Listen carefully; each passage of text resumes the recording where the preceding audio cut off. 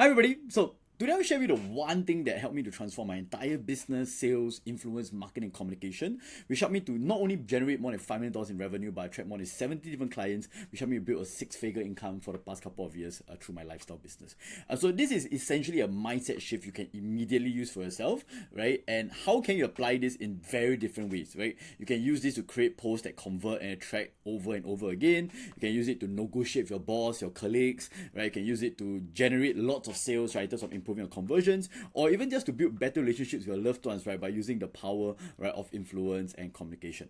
And as a very quick story before I go on to straight into the sharing. So when I started my sales journey, right, when I was about 18 years old, selling on the streets eventually, right, so I was actually approaching people, right, dead on cold in the streets and getting rejected hundreds, right, and thousands of times, right, over a long period of time. And as I started to train the fundamentals, the scripts, right, the role play, right, and then I think a couple of months after I started my training, which I wasn't doing that well, right, because I was a very introverted person. I know some people might find it hard, right, but I was a very introverted, shy person who couldn't really talk much.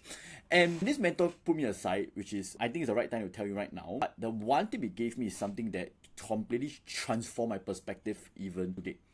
And so this is what I said, which is, instead of just thinking about what to say all the time, right, think about what the other person really wants from you. So I'll say that again. Instead of just thinking about what to say, think about what the other person really wants from you. And as I reflected on this even today, right, when clients go to me always asking about what content should I share, what should I say, right, what should I tell them, right, I realize that most of our struggles of sales, influence, communication usually happens because we always think about what we need to say, what we need to do, what we need to tell, instead of first understanding the perspective of the other party. Right, and so in today's world, right, and most people are like that, right, in today's world, right, not that anybody is being rude, right, or being self-centered, it's just very natural for most people in today's world to only care about what they want instead of what the other party wants first. And so what happens as a result, right, it keeps, a lot of us keep thinking about me, what should I say, what should I do, what should I create, what should I craft, right, which always leads to ineffective results. And so on the other flip side, right, is to constantly think about what we mean by the other party first. So for example, right, one of my mentor that created, right, multiple 8 figures, right, in his business, the legendary Stuart Tan, right, would always shift his presentation by first asking the audience about their goals, their challenges, their questions, their problems, their pain, right, and then he would suit his entire presentation to what the party really wants, right. And of course that takes practice, but that allows him to become one of the best speakers, right, around the entire Singapore, winning multiple awards, right. On the other hand, right, let's say if you're an investment trainer, right, and let's say if you're in a time of a recession, right, where people are struggling in finances, inflation is going crazy, and all your marketing messages is all about living your dream life, living your dream life, living your dream life, right, for most people, right, chances are they might not resonate with that message because they might be just thinking about surviving when you're talking about living your dream amazing life. Again, it also depends on the audience you're trying to target, right. Another example, right, is when a lot of my mentors, a lot of the people I work with, right, they would conduct public presentations, public webinars at night. And what I realized is the speakers will just go straight into the content, right, without even addressing the fact that many of them might be a little bit tired from work, right, might be a little bit drained, might be a little bit honked out, right, because they're still thinking about work or they're feeling very drained from it, right. And a lot of people just jump straight to the content, will always do worse than the people who always try to spark off their energy first, right? Try to get them to do some engagement exercises to be a bit more grounded before starting the entire presentation. So all this we don't really learn. It's a tactical, theoretical thing. But I think the people that do this the best and gets the most amount of best sales, marketing, influence strategies always think about the other party first. And so this is what I call the power of second positioning, right? To put yourself figuratively in another person's shoes, the other person's shoes, so you can more effectively persuade, engage, or communicate with him or her, right? So really just putting yourself in other shoes first instead of always thinking about yourself all the time when you're trying to do selling, influence, communication, so on and so forth. And so remember this, right? Tony Robbins says the quality to the quality of your life. So for example, right, so there are some questions that we can shift, right, from just thinking about ourselves to shifting, right, to a second positioning point of view. So for example, let's say my question could be, how do I create a successful book launch? Versus, right, what would make someone more likely to buy my book?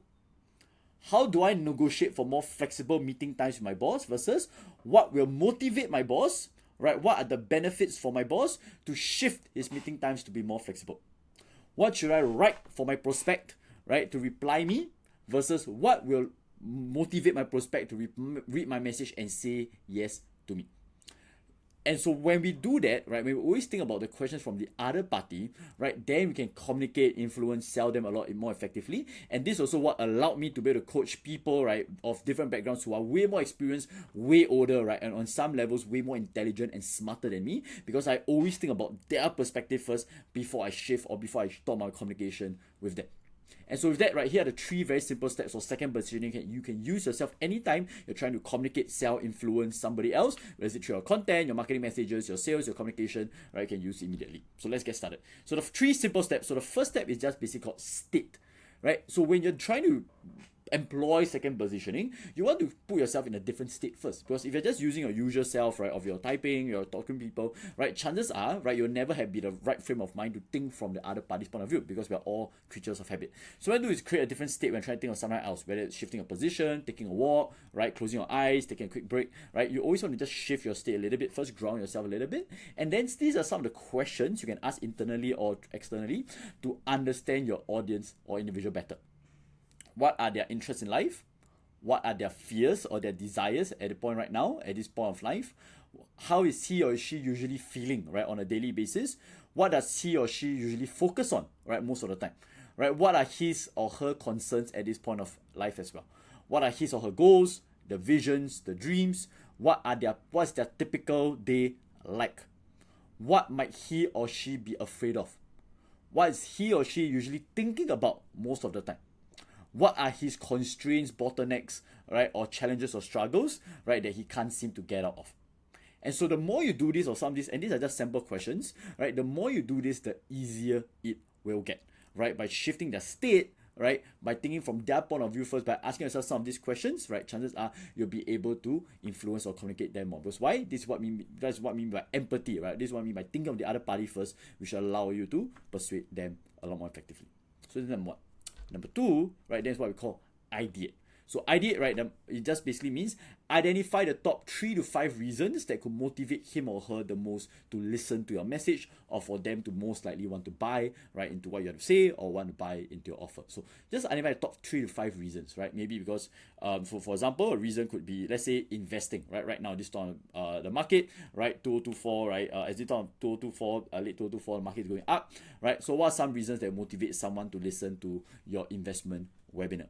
Right, number 1, they might either be in a state where they are FOMO right now because they haven't been investing as much as they want, and the thinking is if this is the best time, right? So what I can share, right, is here's my exact investment game plan for people who are starting out right now. This is for you. So always think about what are reasons that could motivate them to want to listen to you, and that's how you can get them. That's what we mean by second stage, which is ideation.